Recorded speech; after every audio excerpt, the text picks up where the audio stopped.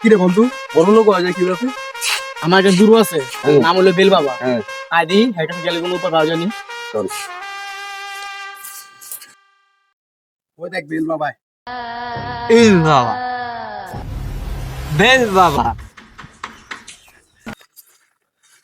বাবা, আঙ্গো সাহায্য করেন বাবা। তোরা কি সাহায্য চাস?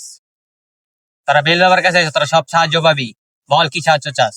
আমরা কোটিপতি হইতে চাই। কি তোরা লাভবান হতে চাস?